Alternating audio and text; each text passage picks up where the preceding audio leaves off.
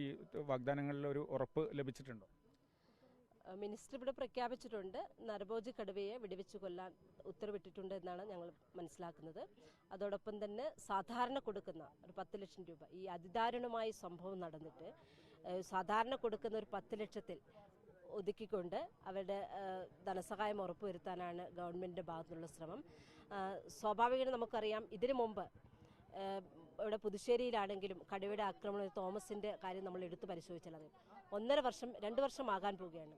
അന്ന് ഗവൺമെൻറ് വനംവകുപ്പ് പ്രഖ്യാപിച്ചത്, അന്ന് ജില്ലാ ഭരണകൂടമടക്കം തീരുമാനമെടുത്ത് ഗവൺമെൻറ് റിപ്പോർട്ടിന് 50 ലക്ഷം രൂപ കുടുംബത്തിന് ധനസഹായം കൊടുക്കുമെന്നാണ്.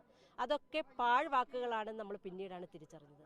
അന്ന് ആ 10 ലക്ഷം രൂപയിൽ ഒതുക്കിക്കൊണ്ട് അവരുടെ കുടുംബത്തിന് സ്ഥിരമായിട്ട് ജോലി കൊടുക്കുമെന്ന് ഉറപ്പ് കൊടുത്തിട്ട് ഇന്നും എന്താ പറയുക, അവരുടെ മകന് കൊടുത്തത് താൽക്കാലിക ജോലിയാണ്. അത് ഇന്ന് വരെ ഗവൺമെൻറ് തീരുമാനമെടുക്കാൻ കഴിഞ്ഞിട്ടില്ല.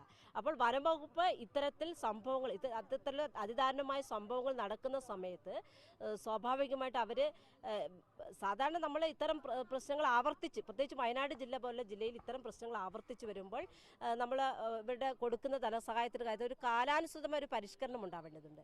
ആ പരിഷ്കരണങ്ങളൊന്നും നടത്താതെ ജനങ്ങളുടെ കണ്ണിൽ പൊടിയിടുന്നതിന് വേണ്ടി പാഴ്വാക്കുകൾ കൊടുത്തു മാത്രം വനംവകുപ്പ് മുന്നോട്ട് പോവുകയാണ്. ഈ കാര്യത്തിൽ നമുക്ക് പ്രത്യേകിച്ചും ഇനി വരും ദിവസങ്ങളിൽ ജനങ്ങൾ തെരുവിലിറങ്ങുമെന്ന കാര്യത്തിൽ യാതൊരു സംശയമില്ല. ജനങ്ങളുടെ ജീവനും സ്വത്തിനും സംരക്ഷണം കൊടുക്കേണ്ട ഗവൺമെൻറ്റുകൾ ഇത്തരം സംഭവങ്ങൾ ആവർത്തിക്കപ്പെടുമ്പോൾ മാത്രമാണ് അവിടെ ഓടിയെത്താറുള്ളത്.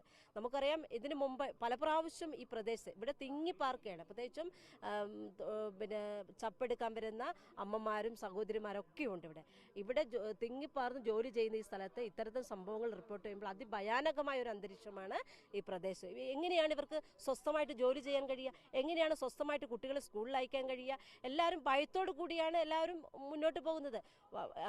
കഴിഞ്ഞ കുറേ കാലങ്ങളായിട്ട് വയനാട് ജില്ല ഇത്തരത്തിലുള്ളൊരു അന്തരീക്ഷമാണ്.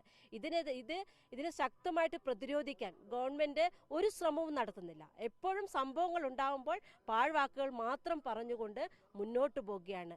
ഇന്ന് ആദ്യമായിട്ടാണ് വനംവകുപ്പ് മന്ത്രി ഇത്തരത്തിലുള്ളൊരു തീരുമാനം തന്നെ എടുത്തത്. പലപ്പോഴും ഒരു ഉത്തരവാദിത്തപ്പെട്ട വകുപ്പിൻ്റെ മുമ്പ് കൃത്യമായിട്ട് തീരുമാനമെടുക്കാറില്ല. ഇന്ന് എന്തോ തീരുമാനമെടുത്ത കാര്യത്തിൽ അതിന് നമ്മൾ സ്വാഗതം ചെയ്യുന്നു. ഇനി ഇത്തരത്തിലുള്ള സംഭവങ്ങൾ ആവർത്തിക്കാതിരിക്കാനുള്ള ഒരു പ്രതിരോധം തീർക്കുന്നതിന് വേണ്ടിയിട്ടുള്ള എത്രയും പെട്ടെന്ന് വനംവകുപ്പ് അതിനുള്ള പദ്ധതികൾ തയ്യാറാക്കി ജനങ്ങളുടെ ജീവനും സ്വത്തിനും സംരക്ഷണം നൽകണമെന്നാണ് ഞങ്ങൾക്ക് ആവശ്യപ്പെടാനുള്ളത്.